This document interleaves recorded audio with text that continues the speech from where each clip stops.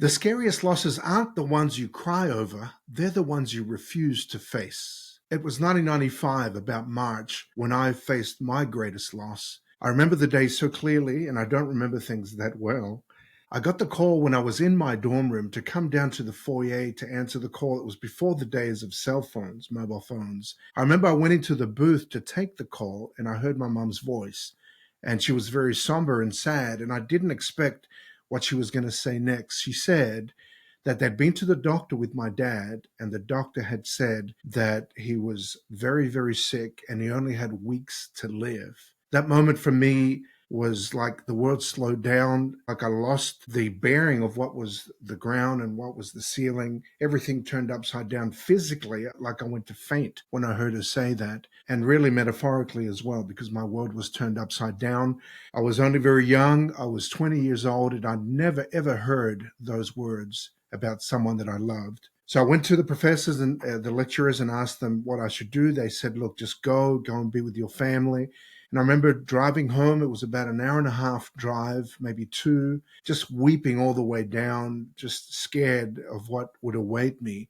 I remember pulling into the driveway, and my dad told me later that when he saw the car pull in, he just lost it and was just very emotional to know that his eldest boy had come home.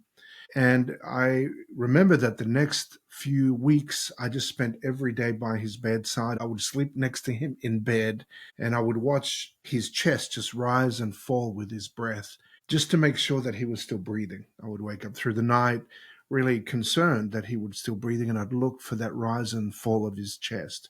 And those days turned into a few weeks only. He needed to go to the hospital eventually. And I spent every waking moment that I could by his bedside, taking care of his needs.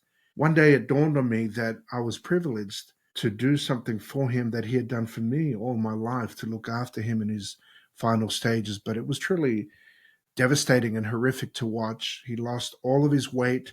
One day he went to the restroom, and I saw him from behind. The gown opened up, and it looked like the prisoners of war from back in the war days. He just had no fat at all. And the realization hit me that this was not going to end well. It was about May, only maybe 6 to 8 weeks after I heard the news, that we watched my dad breathe his last. And again, just like yesterday, my mother, my brothers, myself, had a couple of aunties that were there, aunts. We went and just prayed in a room. The day was rainy and dreary. I remember thinking that even God was weeping that day. And we huddled in just a little circle as a family, and we didn't know what was going to lie ahead for us. How would we survive without the most important person in our family, the head of our home, the person that was the glue? What was tomorrow going to bring? And we prayed together, we embraced, we wept, just emptied ourselves because we were devastated by this loss, having never experienced anything like that in my life. That loss was significant back in 95, but it's interesting as I look back over time and we talk about how we sometimes refuse to face our grief. I certainly feel that I'd put my grief aside because I needed to be there for my mum, and I needed to be there for my brothers, and I needed to be there for others in my life at the time, and I needed to eventually go back to college, and it was all just go, go, go. And I don't think I worked through or processed any of that grief as a young man. I turned 21 only days after he passed away. And then it was eventually straight back to college, straight into ministry, straight to the bedside of other people. And I don't think I ever took care of my own grief. I don't think I allowed myself to work through the different stages of grief. And I truly believe that my grief became stuck, and it became hidden, and it became unseen. And so today we want to talk about grief, not just in the context of the big losses like death and dying, the big traumas of life, but we also want to talk about the many different losses that occur where grief happens, and sometimes we don't know how to deal with it, and we stuff it, Right. and it it's prolonged and it lingers and it becomes stuck and we don't move forward. We're going to talk about the different types of grief, the top 5 griefs that people go through. We're also going to talk about why people become stuck. And then eventually we're going to discuss how we can become unstuck and work through the grief in a healthy way. We need to learn to grieve well, and we don't do too well with it now. And we're going to share all the while from our stories of grief. That was my biggest story of loss in my life and how it's played out. Gal, you also have been through some big stuff. We've already covered some big stuff in these podcasts. But one of the biggest losses involved someone very dear to your heart, as my dad was to me. Who was that? And tell us about what happened and when it happened. It was my maternal grandmother, and it was 1996. She had cancer. It was the 4th bout of cancer. She had, I think it was in her 30s, mouth cancer, specifically in her gums, then her tongue, then the back of her tongue, and eventually in her brain. And she was one of the strongest women I've ever known in my life. And my very best friend, the closest person, my unconditional. Yeah. And we found out several months before, but I know it was the same year. And we lost her in December of 1996. And I'd only been married a couple of years. And how old were you at the time, roughly? I was about 25, 26. Okay. And why was her loss so meaningful and so major for you? Now, some people that have watched other episodes will know, but if someone is watching this episode for the first time, just give us a little snippet of what she meant to you. And what was her name? Her name was Lola Mae, Lola Mae Clay. And she was my unconditional. I grew up with her in my life, and I was at her house, Mama and Papa. That's what I called her, and my grandfather. We were over there every weekend, spending the night. They were the reason that I got into church. They had found God and joined a church, and then brought me and my sisters into the church. So she represented my faith to me, or the beginnings of my faith journey. And then I moved in with her when I was 16 after my grandfather passed away. I moved in with her, and she was my everything. She was my unconditional. She was the one that I could count on in any situation, and she was my security my entire life. Especially during some really turbulent years for you. Really dark days. And she was the one I could count on. Yeah. Right. By the way, my dad's name was Domingo. And like your grandmother, he was the biggest influence of my life. And I certainly have shared throughout the years about him. Wherever I've gone in ministry, I've talked about him. How did you react in terms of grief to the loss of your grandmother, remembering the funeral? Well, when we found out that she had cancer and she eventually needed the 24/7 care, I stayed with her. My work was nearby, and I would go over there at lunchtime. I would spend the night with her, sleep in the bed with her, take care of her in any possible way that she needed. And I would take turns with my aunt doing that, and occasionally with my mother. But I tried not to leave her bedside, if at all possible, when I had time away from work. So when I had my ex-husband's Christmas party, my aunt encouraged me, "It's okay, Gail. I'll stay with her. She'll be fine. Just go ahead and get some time away."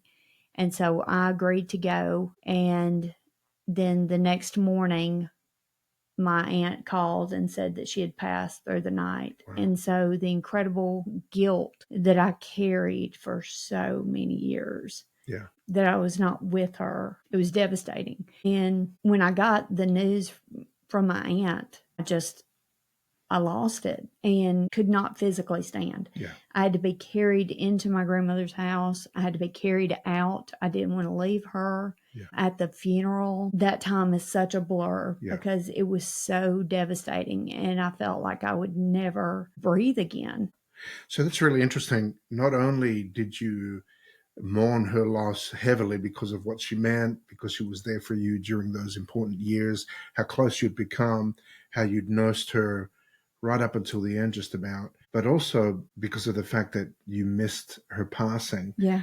I think the guilt from that really deepened the mourning even more Oh, because certainly. you felt that, and you shouldn't have felt that because really you gave everything for her, just like I did for my dad. But it is understandable the guilt that comes from losing someone and not being there for them in that moment. Well, it was that I didn't get to say goodbye, even though she might not have even known Yeah. that I was there in that moment. But Yeah, and I understand that. I felt a sense of closure in that respect because I spent so much time with my dad and we knew any moment. But I still come back to the same thing that we both gave our everything for them. right. And we needn't feel that way, but that is a very natural feeling to have. Right. So those were two of our biggest losses. You know, they say that we go through many losses in life, but they talk about the 5 big losses, and the loss of someone who passes away in your life, someone close, like a parent or a grandparent or a spouse or a child or a sibling. Those are definitely and clearly the number one loss in life. But there are others. Number 2 is the loss of a relationship through estrangement, separation, and even divorce. Number 3 is the loss of physical health and disability when life changes as a result of a turn in physical health. Number 4 is the loss of a job, that income, the identity that one gets from a role and losing that in some way or another. And number 5 is the loss of a home and the stability of a home. And these big 5 losses are the ones that are most significant. There are many others. But what's interesting, and it's not just about the big 5, it can also be experiencing them together, often going through these losses multiple at once, maybe 2, maybe 3, maybe even more. Right. Sometimes people go through even 5 at one time. And it's no wonder why people get stuck when you go through such compounding grief that adds up, that builds up. It's complex when you go through multiple. I know for me, there have been times where I've gone through multiple losses. And I think that that's why the grief and the grieving got stuck for me. Because, for example, when I lost my dad, it wasn't just the loss of my dad. I had to step away from college. I had to put my whole study on hold. So there was a displacement with that. And also I didn't know where I belonged. Do I go to college? Do I stay home? And so there was a compounding effect. In terms of divorce, we've both been through divorce, and there's a lot of collateral, obviously a particular life that you have, a home, and then that is no longer in place, and all the damage that can come from a divorce can bring a deep loss for people. So we're familiar with that. In terms of physical health, well, I guess your grandmother and my dad went through physical health issues. But I do want to talk about number 4, and that is the loss of a role, a job, or retirement, an empty nesting.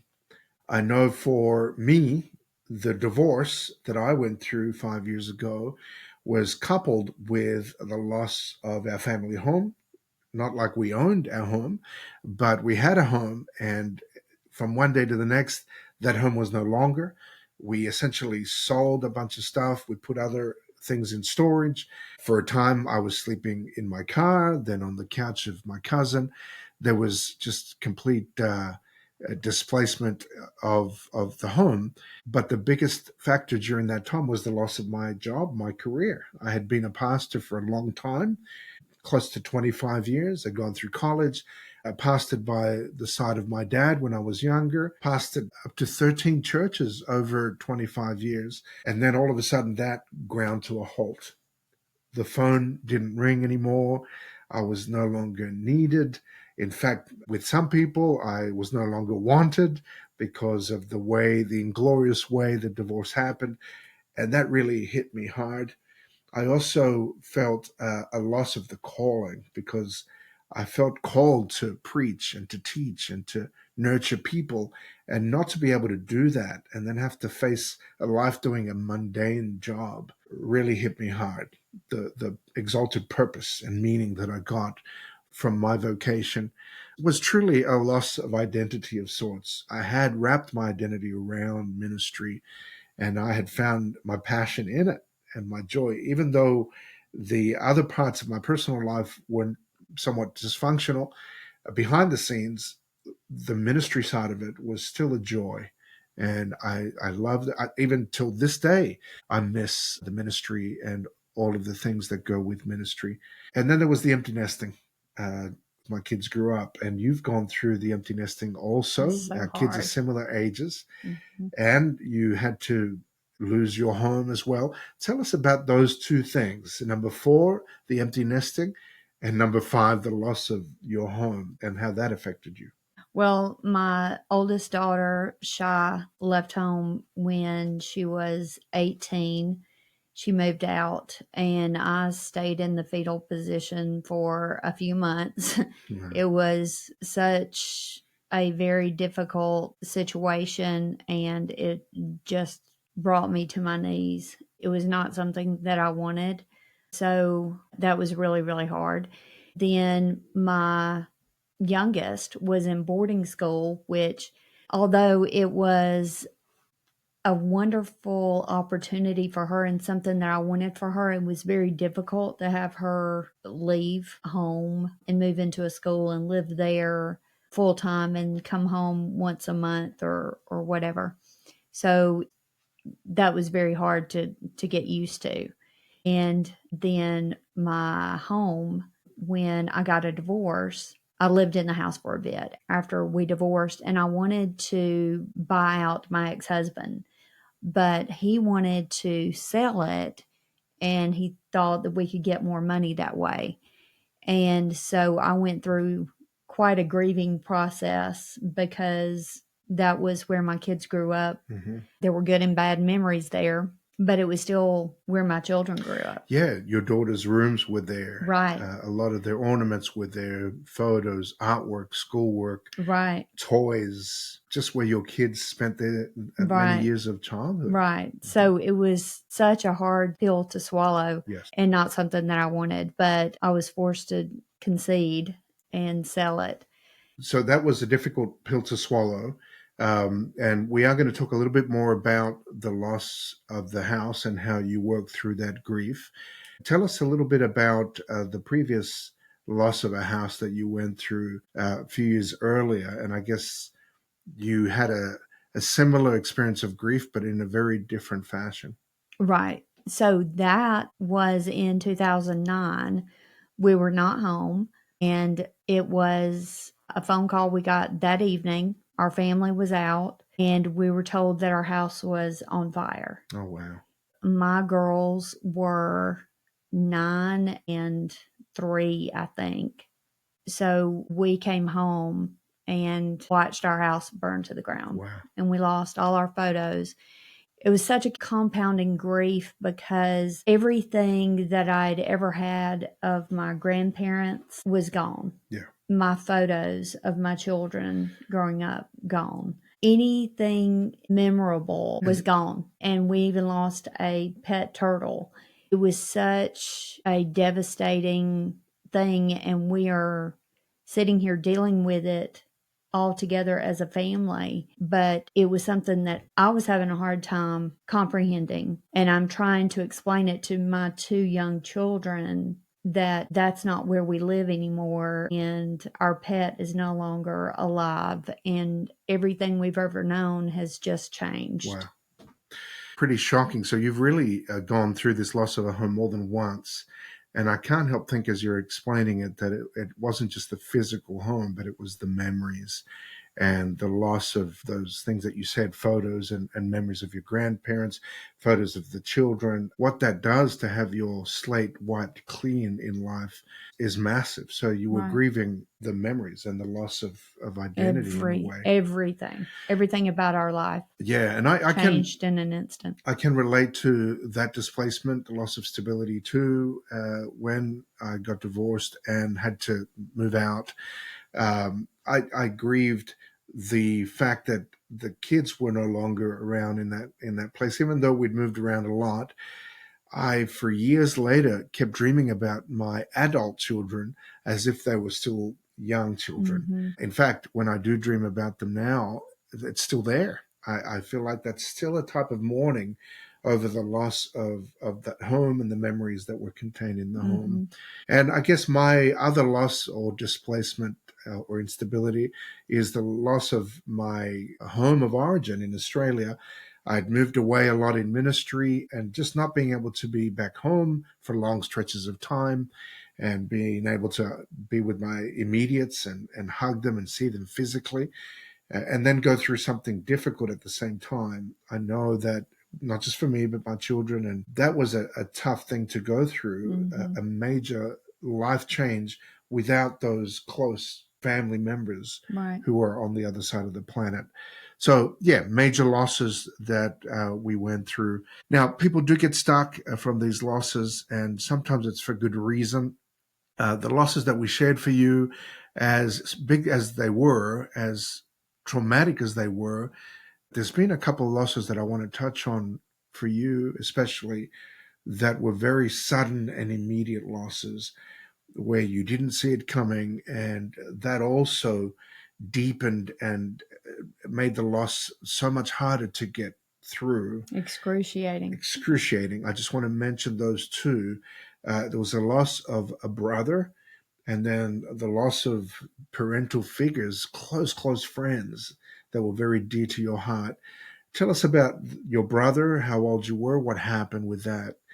So when I was about 12 or 13, we found out, we being my two younger sisters, and I found out that we had a brother. He was 6 months older than me. I don't know how my dad worked that one out, but So he was a half brother? He was my half brother. Okay. His name was Chris. Beautiful, beautiful boy. And we found out one day he's coming to live with us. I was about 12 or 13. Chris was about 12 or 13. And he came to live with us for about 2.5 years. He had epilepsy, and his epilepsy didn't flare up all the time while he was living with us. When he went back to Florida, and I don't know if it has anything to do with stress or whatever, but when he went back to Florida because his mother had developed cancer and she wanted him back home with her. When he went back there, he was out fishing and fell in the water and drowned. Wow. And we got the call a week after he had called us and told us that he had gotten his learner's license. He was 15. How old was he? Yeah, 15. Wow. And he had gotten his learner's license. Then we get the call that he had drowned. And it felt so unfair that we had only gotten to have him for 2.5 or 3 years max. To suddenly lose him like that was just excruciating. He had his whole life to live. Yeah. Just a beautiful innocence about him. Such a beautiful person. How did it impact your dad? Oh, my daddy. He got the call when he was at work and they had to carry him out. Wow. And I can't even fathom what that feels like. Yeah.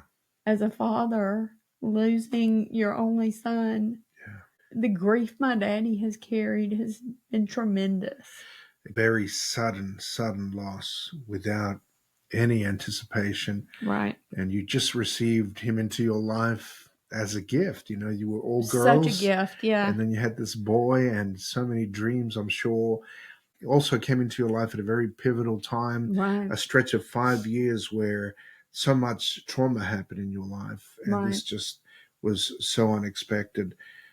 So that was the first unexpected one that comes to mind. What was the other one that happened more recently? What, in the last 3 years? Right. This month it'll be 3 years. Two of my very closest friends that I've ever known, Penny and Mike Tillo. I got a call from their son, Miguel, in Bolivia one day, and he told me that there had been a fire, a house fire, and that Penny and Mike did not make it. Wow. And it was such a horrendous feeling and reality. It still doesn't feel real. Yeah.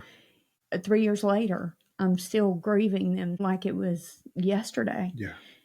I just came across their photos and just sat there in my bed and just bawled because it's such a pain, because it's such a painful loss. Not only were they close friends, but my little girl called them Nani and Poppy, and they were just the sweetest, kindest people. They would literally give the shirt off their back. I've never seen anybody so selfless as those two, and they were inseparable. Yeah. They passed away together.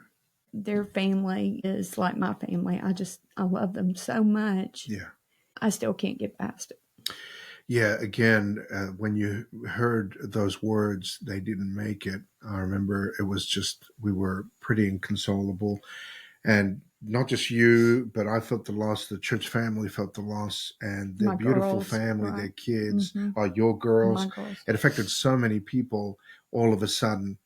These were the unexpected tragedies. Right. We mention these because we live in a world where every day we are hearing about unexpected tragedies. We've been hearing about accidents with planes, with vehicles, things that happen from one moment to the next, where a family member or something happened where that person is ripped away in an instant. Mm-hmm. I remember the Nealon family, which is a Southern gospel group that we met. Just in an instant, these losses are tremendous losses, almost too much for us humans to bear. Right. And it's very appropriate when you say, I can't even understand it or fathom, I can't even comprehend. Right. Brings on a numbness. And adding to other things that we go through, these things get stuck and we carry them. We don't realize how much we carry grief and loss in our bodies, in our minds, in our emotions. It's because they are comorbidities with other things that we go through. We've talked about anxiety, depression, mental health, emotional health issues, trauma, big and small trauma. Mm-hmm. But these losses we carry with us. And maybe for you also, there have been multiple losses you've gone through, big and small for some people, but very significant for you, that compounding may have led to you getting stuck emotionally and maybe sweeping those under the carpet, never processing, never dealing with them, never speaking of them. And they can affect your life adversely in so many ways. They can contribute to depression. They can contribute to withdrawal and isolation. They can affect you physically. They can affect you mentally. They affect your fatigue. I know that you've had some health issues after the divorce that have come on, that you've experienced as consequences. So they are significant. And we are trying to model the importance of telling the story, labeling the grief, being free to discuss, and even remembering with time some of these things with a sense of warmth and a sense of gratitude, not necessarily of sadness and morbidly, but with a sense of fondness as well. It's important to get these things out. Yeah, and peace eventually. Right. Now, we talk about getting stuck, why people get stuck, and there are reasons, specific reasons, why in our society people just get stuck in their grief and they don't move forward. They call that complicated grief or complex grieving, where a person does not advance in their grief. They remain there. They experience a sense of sadness that becomes chronic in their life. They become obsessed to a degree that is very destructive, that really impacts their living.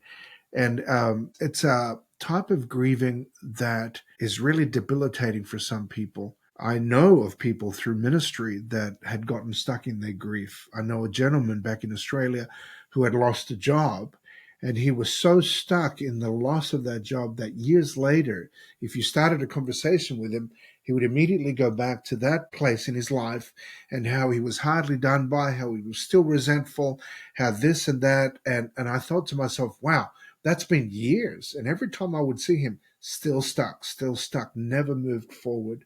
Other people just lose their will to live. They never Mm-hmm. reclaim a sense of joy, never bounce back.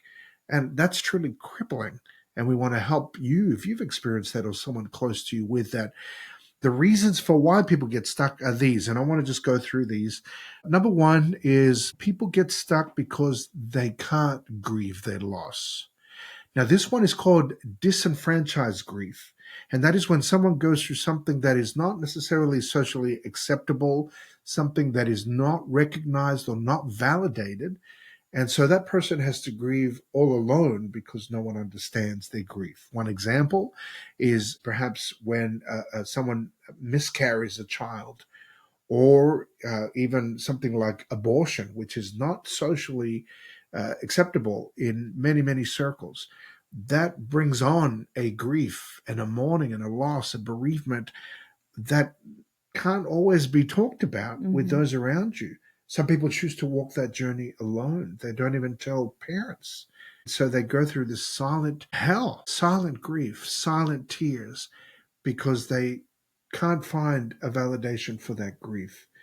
I know with me, when I lost my ministry, it's such a unique calling. And the way that it happened was such that I often couldn't find a way to talk to people about it, or people were dismissive for one reason or another. They couldn't truly understand what it's like to have a sense of calling and then to not be functioning in that calling. And I often felt a little bit of disenfranchisement because I couldn't share that grief. Another one is the loss of a pet, where the grief is very personal to you. It's not the death of a human being, so you can't always talk about it. You went through a disenfranchised grief with Mm-hmm. the loss of a pet. Tell us about that and how that felt for you.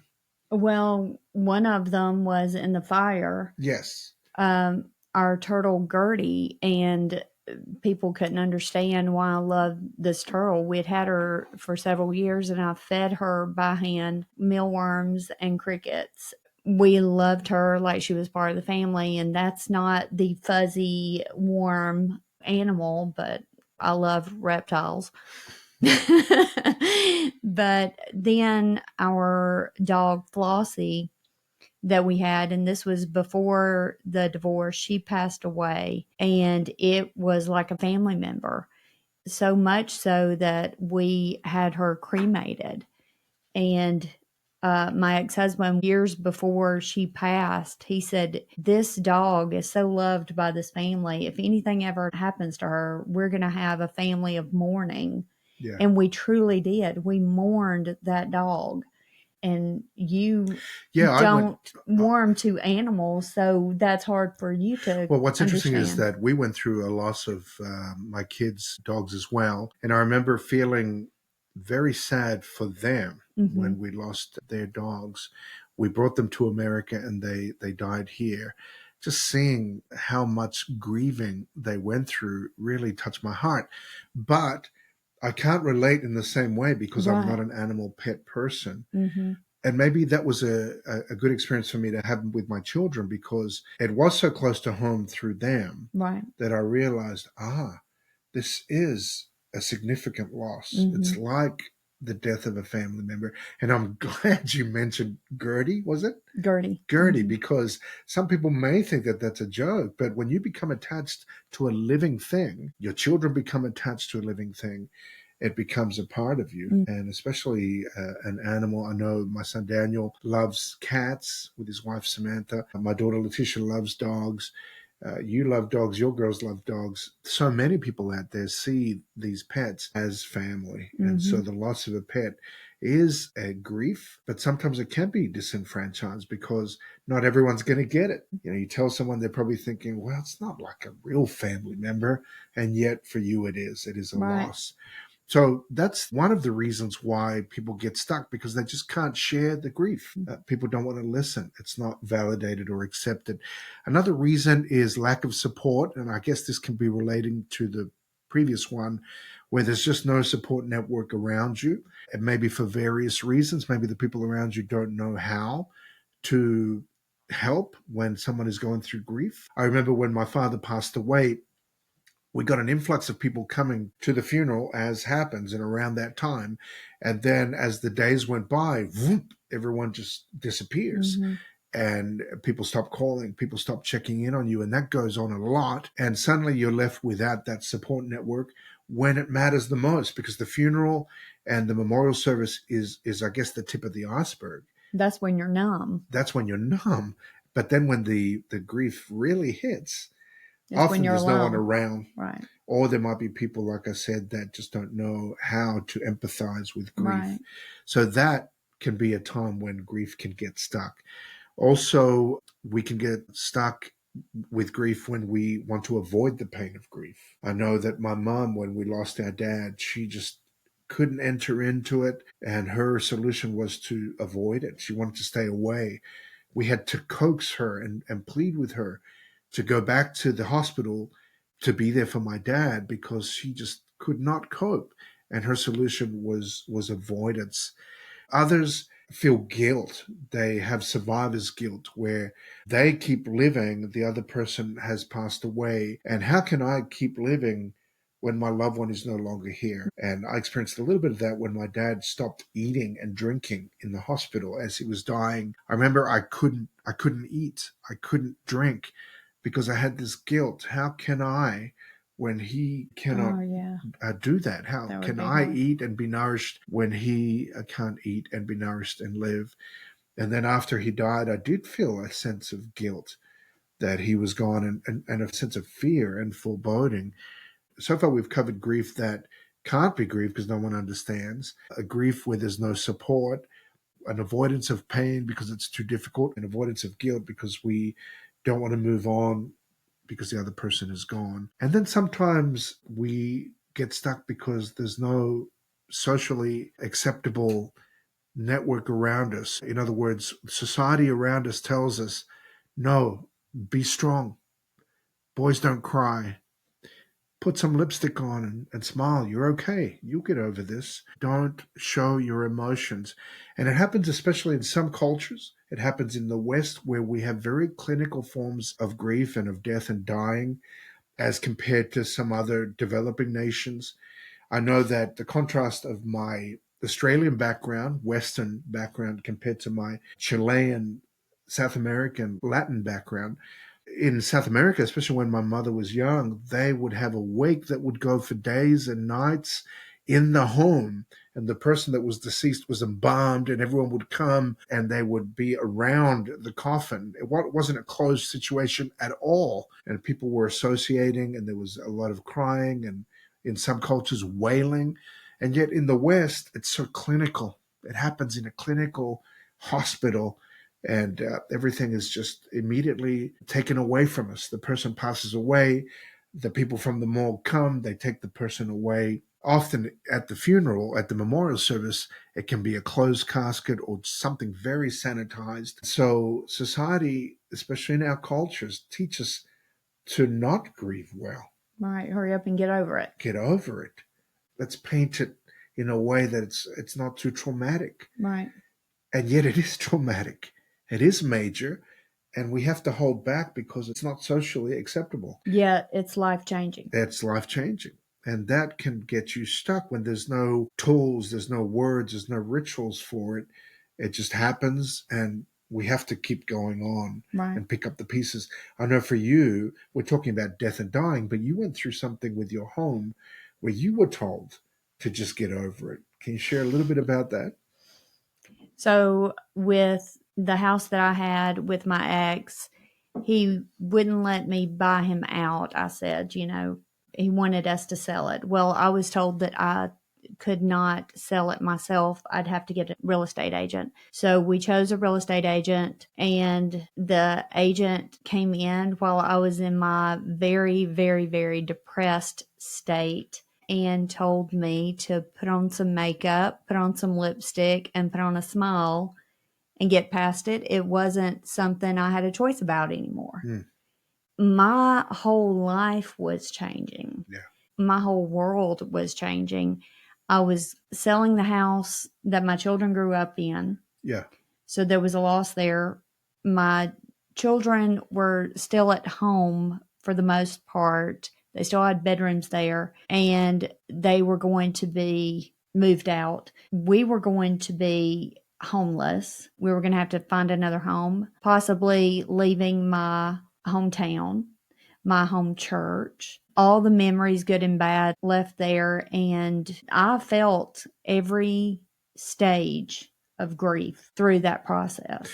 Yeah. What's interesting is when she said that to you, I was there, and we raised this for a very important reason. To that person, she felt that maybe because it was uncomfortable for them, and maybe it was just something that they didn't want to witness, or they thought that it was better just to encourage you to get over it. I had to say something, and I said to her, please, I mean, she's going through some very deep grief. You have no idea the things that have gone on, and she's working through that grief. And this person's reaction was just get over it and put a smile and get on with your life. You'll be okay. But having come from a counseling background in ministry, I thought to myself, hold on a minute. That is not the healthiest way to work through grief. The healthiest way to work through grief is to experience grief, Right. not to sanitize it or do away with the grief. We have to journey through it as hard as it is and as uncomfortable as it is for you and for the people around you to maybe watch someone in distress that you love or that you care for, as uncomfortable as you may feel to see them just come apart. That is a necessary step. As you said, you were working through some stages of grieving in your life. And if that person had only realized the monumental amount of loss that Gail was going through in that moment and how so many things were It was so dying at the layered. same time, So layered. Yeah. that person would have realized, wow, this is major and this reaction is truly appropriate to what is happening. And that brings me to the importance of stepping through the stages of grief. I studied grief and death and dying back in college 30 years ago, and I studied the findings of a lady called Elizabeth Kubler-Ross, who wrote a book about death and dying. And she was inspired to write the book because she came alongside people that had terminal illness, and she interviewed a lot of these people and started to notice common threads, common denominators amongst people who were in the last stages of life, much to her surprise. And she goes on to say, this was about 1968, 1969, she goes on to say that she was surprised that people saw her as an authority when all she was doing is reporting on her findings. And what amazing findings. They still stand to this day as very important data that we have on death and dying, on people that are facing the death of their own lives, facing their own mortality, also those who are facing the loss of someone that they love. And I think these stages are useful for anyone facing loss at any stage, at any level of Right. loss. These things are useful. 5 stages of grief. Elizabeth Kubler-Ross. Number 1, denial. Denial. This can't be happening. This is shock. This is numbness. We go through this when something happens, and our immediate reaction is one of, I can't work this out. My brain cannot compute what is happening to me. And we hit the stage of numbness. I have seen this in just about every single case that I have come across in ministry. Every single person in their deepest, darkest hour is going through numbness. When my dad passed away, I remember thinking, everyone else around us is like very distressed for us, and yet we're at the epicenter of this. And I feel okay. I don't know. I had my birthday 3 weeks later, and I was even joking. I realized later that I had hit a stage of numbness and denial that would eventually pass to another stage. But this is really a God-given natural state. It's a state of protection. Our Survival. bodies are designed to protect us Hmm. from something so incredibly difficult. And so when people go through even those sudden losses, sometimes that denial, that numbness is huge. And it's this God given protection over our minds and emotions. The next stage that follows denial, according to Kubler-Ross, is anger. This isn't fair. We move from the this can't be happening to this isn't fair, a frustration. Uh, there's a lot of energy expelled because I feel so powerless, and it all bubbles over. And people in this stage develop resentment and true anger for those around them. I have come across spouses that have been trying to look after someone who's dying, and they get their feelings hurt because their spouse gets angry at them, even in their terminal state. And yet, this is a very natural step. It's a frustration that expresses a feeling of powerlessness and often resentment because everyone else is going to live on and I'm going to not be a part of that. Wow. So anger is the second stage. Then anger is meant to give way to bargaining, where we start saying, maybe if I do this, things will change. Maybe if I do this, I can go back to how things were. Or maybe if I promise God that I will do this, this, and that, then He can release me from this hell on earth that I'm going through. And we start to bargain with ourselves, with others around us, with God to try to ease the pain. So this bargaining stage is kind of that central stage that is a real turning point, because after the bargaining stage comes a deep depression where we say things like, this hurts so much, too much to bear. And we end up experiencing the true and horrible reality of what is going on. Hmm. We have denied it. We've been angry and resentful that we have to go through this. We've bargained with God and bargained with others and ourselves, and nothing has changed. And it really gets to a point where it really hits home. This is really happening. I feel like I'm in a movie and it's actually really going on right now. And it's a deep sadness that envelops. It's the moment of realization that things may not end well. A sad point, but still a necessary and natural reaction, a God given reaction to what is going on. I often have said at funerals that we grieve because we love. It's a natural thing to grieve the loss of those whom we love. It's a natural thing to grieve the loss of life that God gave us, because death is an intruder. It was never meant to be. It was not part of God's creation. And so we hit depression because this is not how things were meant to happen. The fifth stage is another turning point, a major turning point where the person comes out of their grief and they say things like, I'm learning to live with it. It's not a rejoicing stage. It's not like things go away or get better, but it's just a turning point where people start to accept that this is the way it is. This is happening, and they begin to adjust and build a new way forward for themselves. Hmm. This is where we start to see the courage that we spoke about with your grandmother and my dad. I know in those final hours we saw them uh, so courageous, beyond what I can even imagine. My dad, I would say to him, Dad, you want me to turn off the TV? Because I'm sure you want to be focused on God and praying right now. And yes, he would ask me to turn it off, and he was so focused on his faith and so strong for us so that we wouldn't see him distressed. He was even trying to encourage those around him in the beds next to him. And I believe that can only happen when you go through that depression and come out and find a place of acceptance. Right. This is happening. I'm going to adjust to it. I'm going to make the most of the time that I have. So denial, anger, bargaining, depression, and then acceptance. These are the 5 stages of grief.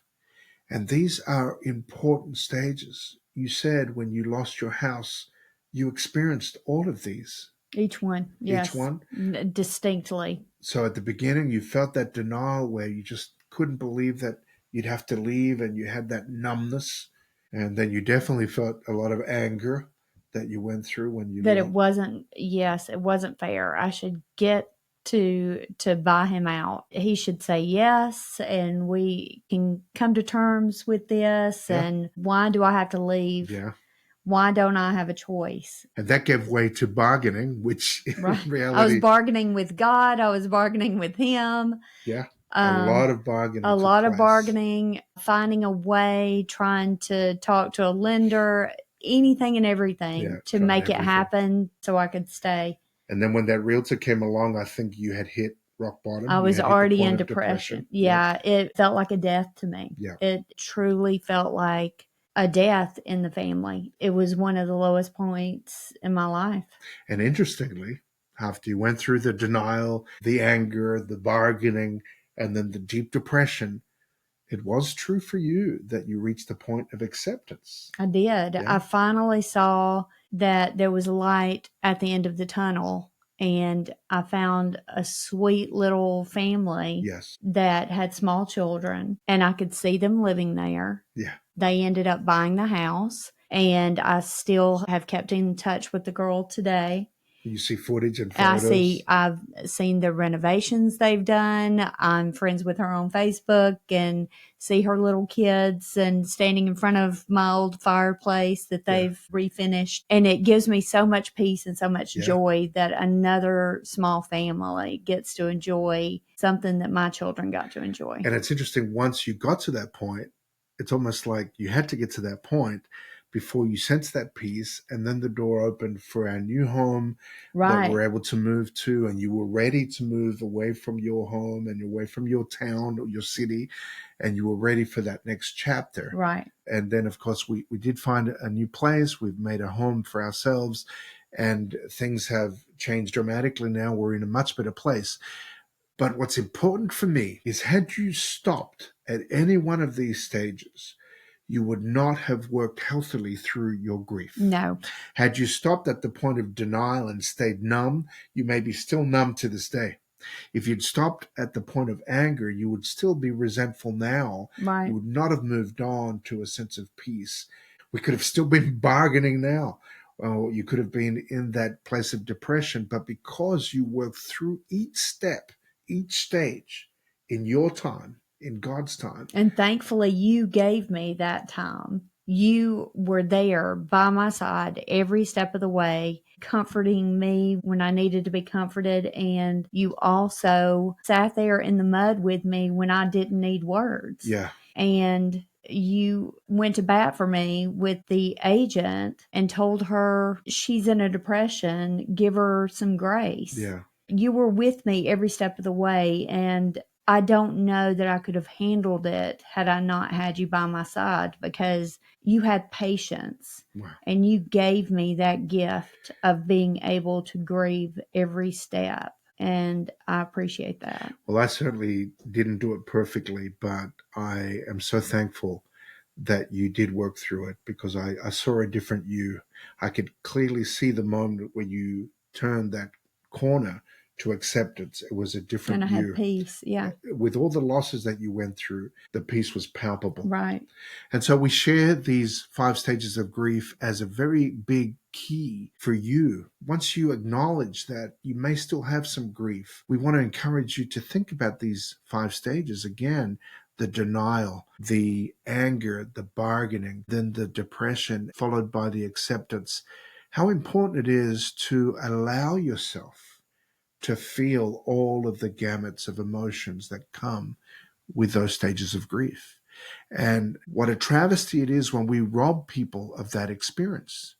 What a travesty it is when we tell people to just not cry or just deal with it and get on with it. What a travesty it is when we don't realize that what people need the most from us in those moments is to just be present and enter in to those moments of grief with empathy and compassion, to show physical touch, and just to silently sit with the person that you care for and let them work through their stages of grief. It doesn't matter how uncomfortable it may make you feel. It doesn't matter how distressed they may seem. It's important that we give them the space to work through that. Another takeaway for me is it's important that we don't see these stages as rigid and as steps that you must follow. It's not that clear. It can be a little messy. It's not a linear fashion. So everyone must go at their own pace. We have to allow people to grieve at their own pace. This will eventually help them with their loss when they get to the end point. Don't hurry the process. Trust the process. Another takeaway from these stages of grief is that it helps us to know that feelings are natural. We were made to feel. We were made to experience emotions. This is only natural. We said it earlier. We mourn because we love. And if we didn't mourn, something would be wrong. So it's important to recognize that nothing is wrong with you, even if it's a little prolonged. We even would say in the first 12 months of grieving, give yourself space. Don't make big decisions. Allow yourself to feel these things in a natural fashion. Nothing is wrong with you. These are normal feelings. They are appropriate to the situation. Another takeaway is to name the feelings. I'm experiencing numbness right now. I can see, oh, this is anger. I have resentment building up because of what's going on. Or, yeah, I'm in a pretty dark hole right now. Knowing that it is a clear stage, and if you do it well, it will pass. Right. It will pass. And also acknowledging when you've reached acceptance. Oh, wow, something's changed. I've grown from where I was at. Just naming those things can help you understand and make the whole process less scary, less daunting. Also, it's important to talk about things with people that love you and support you unconditionally. This whole podcast has been modeling the importance of just sharing because it's healthy for us. It helps to reshape and reframe the experience in a better light. And lastly, I want us to remember that acceptance is not forgetting. Just because you've accepted the situation, it doesn't mean you're forgetting that person. It doesn't mean that they no longer play a part in your life. It doesn't mean that we're just dismissing things and sweeping them under the carpet. No, healthy acceptance means that you are choosing to reframe your life in a new way. It's a new normal, a new chapter, but it is informed by the relationship that you had. It's not completely dismissing them from your life. Their legacy lives on in you. From my dad, I got the legacy of ministry and of preaching and of visiting people and loving on people. I know from your grandmother, you also have that sense of wanting to be there for people. And together, this whole podcast and our Maven Media, the name even, undergirds everything that we do because we're living out their legacy. Right. So we haven't forgotten them at all. No. Our acceptance with time means that now we embrace it and it reframes our sense of purpose and meaning for the future. And it does integrate the loss into our lives. It's a new normal. It's not a brand new day without them. It's an integration of a life that goes on with them still in our hearts, still influencing us in a way.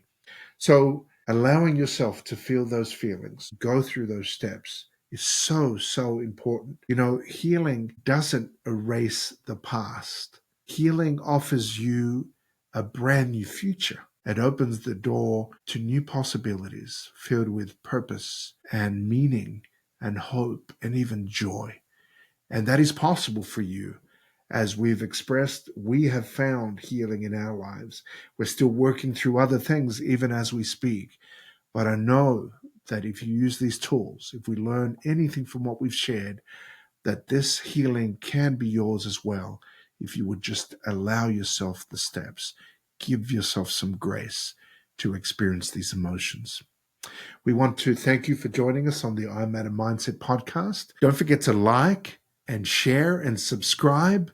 We want to be able to bring you more resources from the I Matter mindset that will help your life as they have helped us. And I want to remind you to own your worth and live on purpose. We will see you next time. Bye for now.